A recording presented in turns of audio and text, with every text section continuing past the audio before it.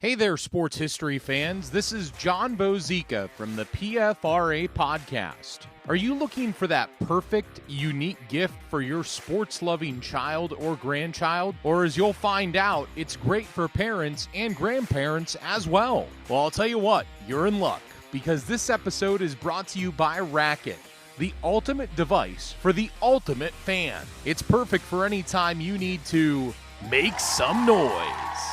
Racket combines a compact 7-inch megaphone, 8 powerful adjustable LED lights, noisemakers, an insert you can design, and it's fully customizable to match your team's colors.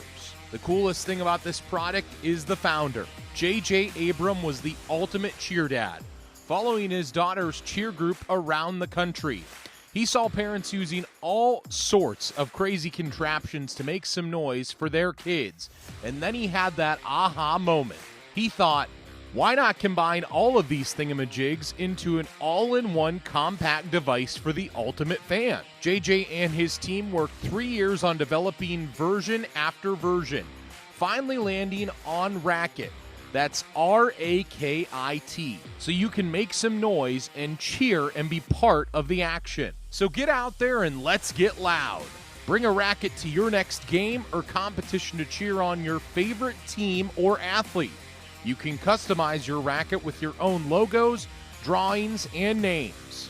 Get beads to match your team's colors. Flashing lights add the excitement. Are you ready to make a Racket?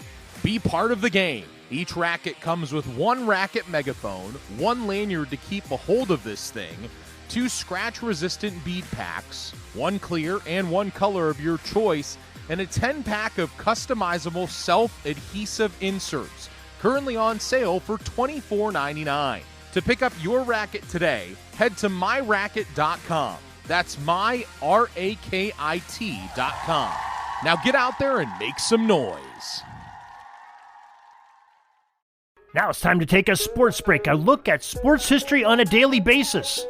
Hello, my friends of sports history. This is Darren Hayes of the Sports Jersey Dispatch podcast. Welcome once again to the Pig Pen, your place for all things great in sports history, and welcome to your sports break for January 4th as we talk about some of the greatest athletes that had some milestone moments on the date of January 4th, and some of the great things that they did with their jersey numbers as well, and we'll get to those jersey numbers in just a moment. But before we do, let's make sure that you know about our daily newsletter. It comes out each and every day, 6:30 a.m. So easy to sign up for. Totally free, cancel at any time. The show notes of this very podcast, you can sign up for it, or at the top of pigskindispatch.com or jerseydispatch.com, email subscriber.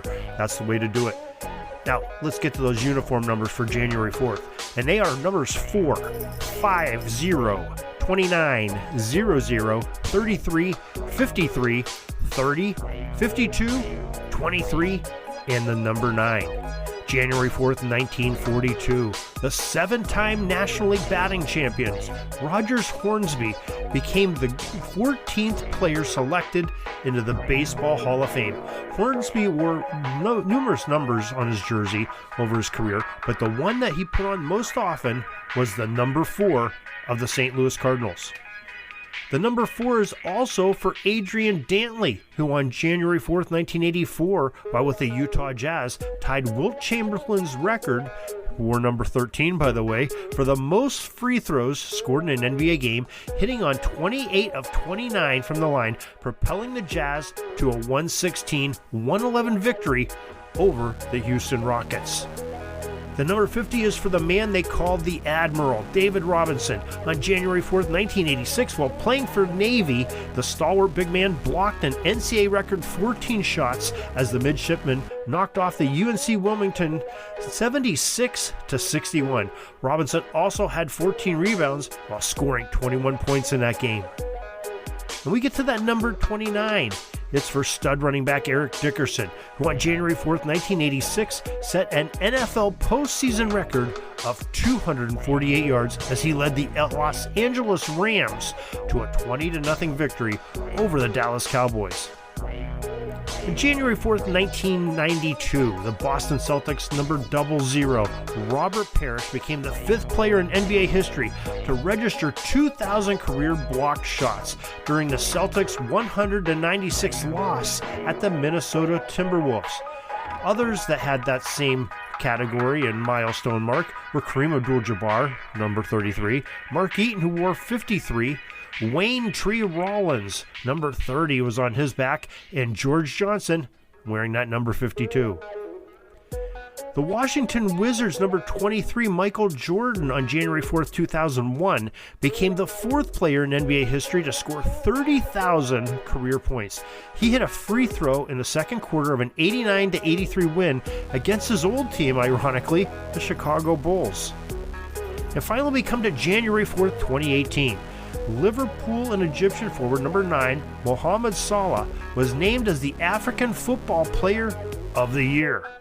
And that's what you have for your sports break, your sports history for January 4th, with uniform numbers as a twist. We're so glad you could join us here. For each and every day, we talk about these great athletes, these great milestone moments on the dates that their uniforms made them famous.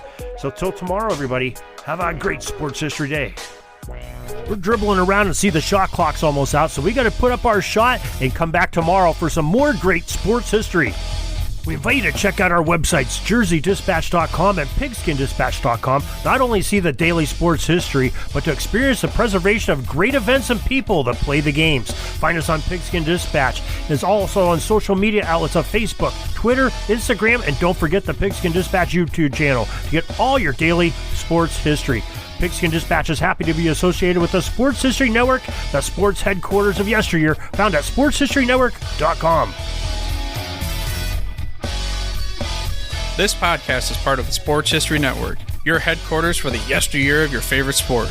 You can learn more at sportshistorynetwork.com.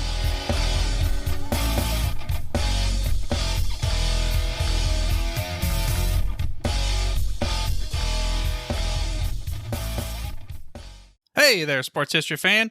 This is Arnie Chapman, aka the Football History Dude, and I hope that you enjoyed this recent episode presented by the Sports History Network and were able to learn some good old-fashioned sports history knowledge nuggets.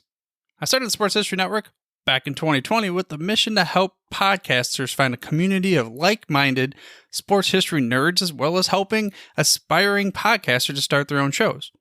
We have a little bit over 30 shows on the network right now covering all sorts of sports history, but as far as I'm concerned, we're just at the toothpick in the ocean moment, that can't even figure it out because there's so much more coming. We wanted to create the ultimate headquarters for sports yesteryear, starting with Podcast Network and our website, but we're going to continue to move into other mediums as well. And here's the cool part, because we want you to be part of our team. So if you're interested in starting your own podcast, or maybe being a guest on one of our shows, or who knows, maybe even writing an article for us over on the website. Seriously, all you gotta do is reach out to us on the contact page over at sportshistorynetwork.com. You can be as technologically savvy as a Neanderthal tapping on a stone trying to figure out this whole hieroglyphics thing back in the day. Again, it doesn't matter, because even if you don't understand the whole podcast space, we have a production team that can pretty much help you out with doing everything. All you gotta do, head over to sportshistorynetwork.com, head to the contact page, fill it out. That message goes right to me, and I'll reach out to you as soon as I can. But for now, dude, I'm through if you're through.